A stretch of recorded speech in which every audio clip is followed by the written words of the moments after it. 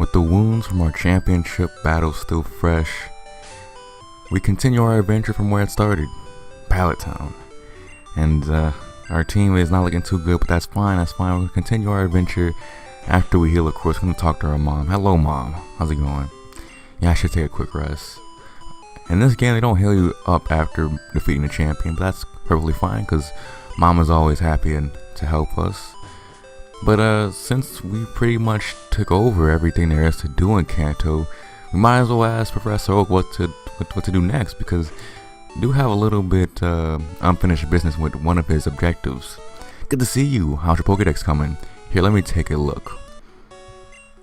133 Pokemon seen, 30 Pokemon owned. Good, you're trying hard. Get an item finder from my aid. So yeah, that's for the reward for catching 30 Pokemon. Seeing. I think that's 30. But I should probably go get those items for those, like those incentives for seeing and catching Pokemon. But I'm gonna wait till the end. So actually, that being said though, the one thing that we really should do right now, in my opinion, is to complete the Pokedex. We became champion, and that at times seemed a little futile, but we did it. But something in most people's eyes is even harder to become a champion is completing this Pokedex. In all, it is over 140 Pokemon, and we only got 30 of them. And we haven't been really trying though, but in this video we are going to get Pokemon 001 Bulbasaur all the way to Pokemon 030 Nidorina.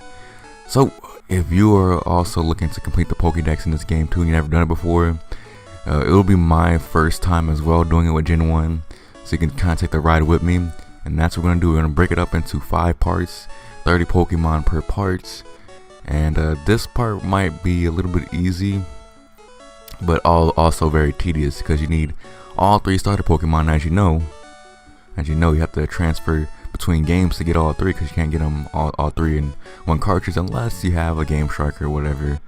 But anyways, let's just get to that, because there's not much else to do right now. Let's start collecting these Pokemon, why don't we? And we're beginning with getting Bulbasaur 001. So as you see here, my border around the game is not the normal, just red. It's also like the little blue with the Pokemon emblems on it.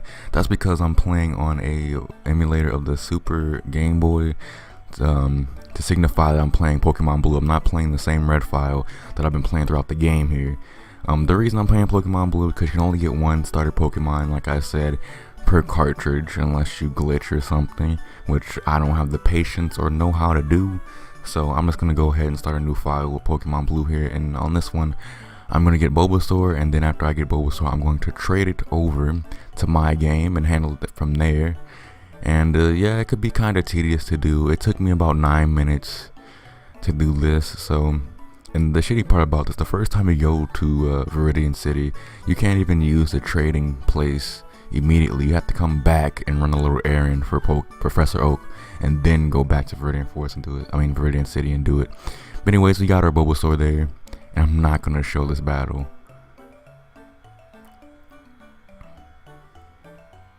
There we go. And now I'm at the Viridian City Cable Club, and I'm linking these up like I said before, like I said with Golem. When I got Golem, I think in part 10, maybe 10, 12, 11, around there. It might have been 11. But I said the way how I'm doing this right now with 2 emulators. I downloaded BGB. That's the emulator I'm using, and it's basically I explain it there, and there's a link in that description. I guess I'll put a link here too, so you can go ahead and use it. But this is what the Trading Coliseum looks like in this game. If you've never seen it before, it's very believable that you haven't, because I guess most people don't have 2 Game Boys or anything like an access to a person with another Game Boy. But then again, this game was very popular in its day. So I see here, I'm John on this Pokemon Blue cartridge, and trading with the Tarek Pokemon Red cartridge, and you see my team there. I won't be trading off anything important for this. I'm trading my Rattata for this Bulbasaur here. Yeah, I just wanted to show off the other clips coming up. They'll be a lot shorter when showing these Pokemon. I just want to illustrate what I'm exactly doing with this. all the Pokemon Blue exclusives or stuff that you can only get once per cartridge, I am going to be showing you clips of me catching it shortly, like short clips of me getting it, and then even shorter clips of me trading it over, because I didn't feel like I had to show the whole process every time. I just have a elongated clip right here just to show you exactly how it looks and how to do things if you're a beginner or it's your first time trying to complete the Pokedex. Anyways, that's Bulbasaur. Time to get Ivysaur. And there's no way to catch Ivysaur in the wild. The only way is by evolving Bulbasaur. And the way I did this was like the same way I trained for the Elite Four. I went to Victory Road and I just used a switch training to level up the low Pokemon. And yeah, you can. The two ways I did this was you could do this as switch training, or you use the experience all and only have 2 Pokemon in the party and let the stronger Pokemon just demolish whatever comes through it without having to waste time on switches. But I guess you could also go to a weaker part of the region and let Bulbasaur train up that way, but this seems like the fastest way for me. And there we have it. We have Ivysaur now. And the same deal for getting Venusaur as well. But Ivysaur evolves to level 32, which is actually the youngest. If you make an equivalent between level and age, I guess it would be the youngest. The other 2 started as last evolution form you can get at level 36, which I don't get why they made Venusaur like evolve sooner. It's not a weaker Pokemon, it's just as good as the other 2, so I don't know why. Like, it made sense in Gen 2 how they dispersed the evolutionary levels, because it kind of correlated with their usefulness in the game and their power. Well, I don't know, this doesn't make sense here. Anyways, Ivysaur levels up to level 32 into a big strong Venusaur. And it probably is easier to just play through Pokemon Yellow and trade those 3 starters to here, instead of me starting a new game every time to get the other starter. But it's not a Pokemon Yellow, Red, Blue, Yellow, it's just Red and Blue. I feel like Yellow is kind of different in a lot of ways. The battles are different, the trainers are stronger, and the Pokemon you can get are actually different as well. But again, I got Charmander here, and Blue is going to get Bulbasaur, not Bulbasaur, Squirtle. That's fine. Of course, again, I'm going to go to the Cable Club and trade it. I'm trading for a Pidgey this time. And you might notice that these clips might seem out of order if you like look very, very closely. I did catch some Pokemon before others. Just for easy, it wasn't like I wasn't trying to do that, but sometimes you catch Pokemon out of order because you're looking for one thing in the wild, but you end up getting something else. And now my Pokemon Red cartridge has Charmander. Very, very easy to do, not hard at all. But again, I'm gonna have to go back to Victory Road and train up my Charmander to level 16, so it can become a Charmeleon. And yes, why am I showing this Pidgey? Who gives a shit about Pidgey? Anyways, as you notice, I have those little menu. Well, that's not a menu, just a little graphic right there showing you how to obtain it. For Pokemon later on that you can catch in the wild, I won't be showing the evolution level. I'll just be saying it if I remember to. But so like if a Pokemon later on we can catch in the wild, I won't be showing when it evolves, because I feel like catching a Pokemon in the wild is a lot easier than raising it up at this point. Especially if you follow the trainers. But you see it there with the Graveler killing itself. Charmander evolved into Charmeleon. But we're not done with Charmeleon here, of course. At level 36, Charmeleon evolves once again. And this time we're facing the Onix. And Charmeleon's sprite is fucking horrible. There's a lot of horrible back sprites. But I think I picked a crap Pokemon that didn't have terrible back sprites. Blastoise looks accurate. As well as Golems and Hitmonlees and Drag, they all look pretty good. The Pokemon I got, but there's a lot of shitty ones out there too, and Charmeleon is just one of them. But with that knockout, Charmeleon gains a boosted 486 EXP, I guess to say, and yeah, it's evolving the Charizard. So a good benefit of trading in Pokemon is that they get 50% more. I believe it's 50% more experience out of battles. It might be 2 times experience, but whatever it is, it's very useful in training up Pokemon. So you can take advantage of that when playing through the regular game as well. Like when you're starting your journey to trade off Pokemon from another cartridge to give you a little bit of a boost throughout the game. I've done it before. It makes the game actually very easy to play through a whole game with a Pokemon that's gaining boosted experience. But anyways, we're moving on to Squirtle. This is, I'm just showing a clip from part 1 where I picked Squirtle as my starter, named it Emil, and it's been history ever since. Yeah, and this is from episode 4 or part 4 when we're on Route 3 battling Pokemon. Emil grew up from a little baby boy to a little pubescent teenager. Became a war turtle. Pretty good. It's kind of, I'm not like, I can't describe the feeling, but looking back now, it feels like this playthrough has been so short and so long at the same time. I don't know. And it's not like, I'm not looking back on it fondly though. That's the sad part. But anyways, just like Charizard, War Turtle evolves into Blastoise level 36, and this is from the episode where we were on the cycling road, knocking out everyone left and right. It was a very, we dominated that route completely.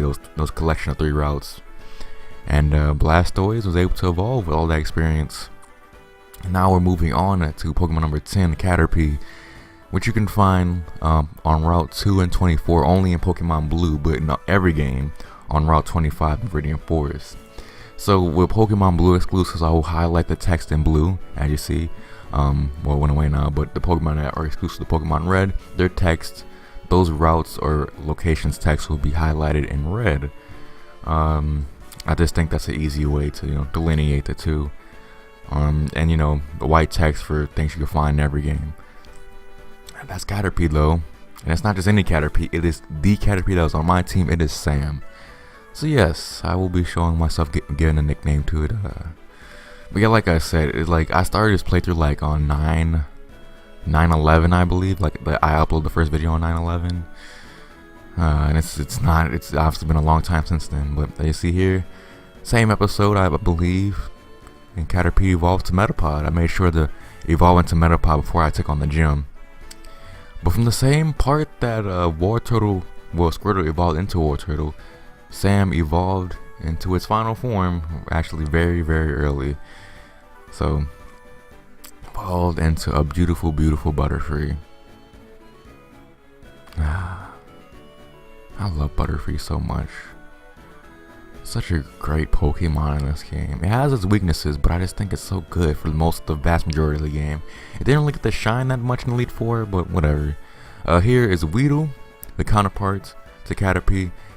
It's on Route 2 and 24, only in Pokemon Red, and 25 and Viridian Forest in all games. So I recommend just going to Viridian Forest. It's pretty common there if you're playing Pokemon Red, and I was able to get this pretty quickly. And you notice I have Charizard out right there, so I could demolish it. So, and I did not nickname it, of course. But same as Kakuna, you could find in Viridian Forest and Route 25. Also Route 24 only in Pokemon Red though, and it is a little bit of a bitch to catch. And I can't weaken it any because Charizard's all of its moves are extremely powerful, if not super effective. I probably should have used Butterfree more often and trying to complete the Pokedex. I'm not complete as of commentating over this. I'm pretty much slightly ahead of this video. Like I'm halfway through the next video in terms of collecting clips for it. So I still have enough time to save my stress, or save my mind from all that stress. But anyways, caught a Kakuna, and now trying to obtain a Beedrill, and I got Beedrill through training Kakuna for like only a handful of battles in Victory Road, because it grows rather quickly and evolves only at level 10, so very easy here. And it's just so annoying when training in Victory Road. It's so annoying to just pull level 26, level 22 Zubats and Machops and Geodudes. It's just give me the hard shit. Give me the stuff that's gonna give me a bunch of experience, not these shitty ass Geodudes. I mean, I love you, Geodude, but in terms of experience, you're not a great thing to train up on. Anyway, that's Beedrill for you. Very easy to get. Next Pokemon here is Pidgey. It's hard to not obtain Pidgey. It's on almost every route, 1 through 8, 12 to 15, 21, 24, and 25 in every game. No matter what the game is. Well, red and blue I mean. But there's Pidgey. Surprised I didn't catch it early on in the game, but then again I did kind of make an effort in the beginning not to catch any Pokemon. So anyways, here's Pidgeotto. Instead of having to evolve it, I think it's a lot easier to just go down to Route 21. To surf, from Pallet Town, just take a couple steps down, 1 step to the right. You can encounter Pidgeotto about, I think about 10% of the time. It's actually pretty common. You can also get it on Route 14 and 15, which I didn't do a bio on for some reason. I don't know if I would just had wrong research back then or I have wrong research right now, but I know for a fact that you can get Pidgeotto on Route 21, so there you go. And we catch it. And since you catch it around level 30, you can also catch it at 28 around here, 28 or 30 levels around Route 21. You can actually evolve it rather quickly with very little stress. And I'm reading the Pokedex entry here. I won't be making a habit of that. I'm just going to keep these videos short and concise as possible. And at level 36, your Pidgeotto will evolve, very similar to your starters. It's lacking in the power of a starter Pokemon, but it is solid nonetheless. And I'm using my Caprice on the switch here, switch and train. I'm running. You see, I've been here for a while because I ran out of PP on a couple moves there. But Thunderbolt's still good. Takes it down to critical hit. And with that, just enough to level up Pidgeotto level 36. And what? Pidgeotto's evolving? Yes, it is. To one of my favorite Pokemon when I was a kid, Pidgeot, which I enjoyed a lot as a kid, but I grew out of it. Anyways, up next is another very, very common Pokemon throughout the Pokemon games, Rattata. See there, it's on a lot of routes, not as many as Pidgey, but it is on a lot of routes in this game. It's also very hard to avoid it itself or the evolution of Rattata. And with a Great Ball captures it. And these Pokemon are actually pretty feisty. Like at full health, they've been busting out all my balls. They've been busting out Ultra Balls pretty easily. But here's Raticate. You can find it 16, 17, 18, or 21. The same, like if you're trying to, I was trying to get Pidgeotto, and I ended up getting Raticate first actually. Which I didn't even realize at the time that it was going to be on that route. I was just focused on getting Pidgeotto, but and capture, yes. Gonna be out to the Pokedex. Like I said, I'm not going to listen when Rattata evolves as a way to get Raticate, but if you want to evolve Rattata to get Raticate, it evolves to level 20, I believe. And here is Spearow, the counterpart to Pidgey, the more feistier counterpart to Pidgey. You can find it on all those routes. Very, very common. And it's a pretty good Pokemon too, but still able to catch it rather easily. And you see there I have my Pidgeotto. It's paralyzed. I don't know from what. Battle scarred there, but Spearow, easy to get. And this is a Pokemon up next, the evolution of Spearow. That wasn't very easy to get. I remember this being very pain in the ass. I cut it all out in the original part. I think it was like part 22. I ended up cutting it out in the beginning of the video because it would take a long time to catch this Pokemon. But Spearow evolves into Fearow level 20. I feel like catching Fearow here is easier, although it was a struggle, but it's less time consuming to do it that way. And purely exclusive to Pokemon Red is Ekans, the snake Pokemon. So I was able to get this, easily because it is on a lot of routes and it has a high percentage of being encountered. But it has its counterpart, which is a little bit more tedious or arduous to get if you're playing Pokemon Red, and the converse is true if you're playing Pokemon Blue with Ekans. But anyways, Ekans is a Pokemon that I appreciate. I've got a shiny Ekans before in my Pokemon Crystal playthrough on one of my old channels. Which I never finished, and I got rid of that channel. I mean, it still exists if you want to go look for it. I'm not gonna give you any hints about it, but you can go look for it. It's definitely there. I might talk about that channel one day. Not now though. We got an Arbok, which was on Route 20, 23. Let me think.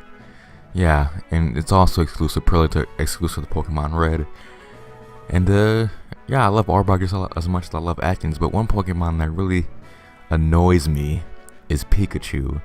It is quite rare. If you're trying to catch in Viridian Forest, it's quite rare. In the Power Plant, it might be a little bit easier. But for some reason, I don't really think of that as an option. So maybe it could be a lot easier to catch Pikachu there. But it took a lot. I think it's like a 5% encounter rate in Viridian Forest, which is obviously very low. It's very long and hard to get. But Pikachu, it's not very hard to get its evolutionary form though. In Pokemon Blue, you can catch it in a Power Plant, or in this place called the Unknown Dungeon. But the way I went actually is one of the few times I started catching a Pokemon, I just use an evolutionary stone on it. So put Thunderstone on Pikachu and he'll evolve into Raichu. And Raichu, interesting fact about its Pokedex entry is that it talks about how its tail is a ground so it doesn't electrocute itself. I thought, that's pretty interesting. Attention to detail on a biological fact there that most people probably won't appreciate.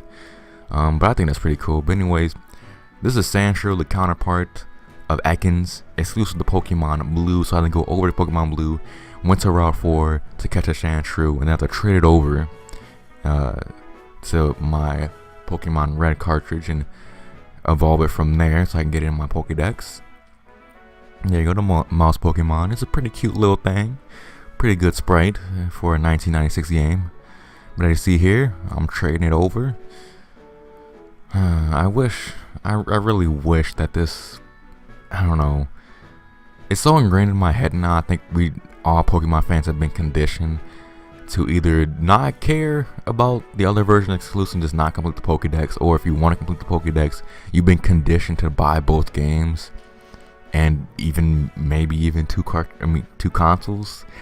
I definitely have. I have 2 Game Boys, 3 DSs, a 3DS, and a GameCube, and just to collect all the Pokemon.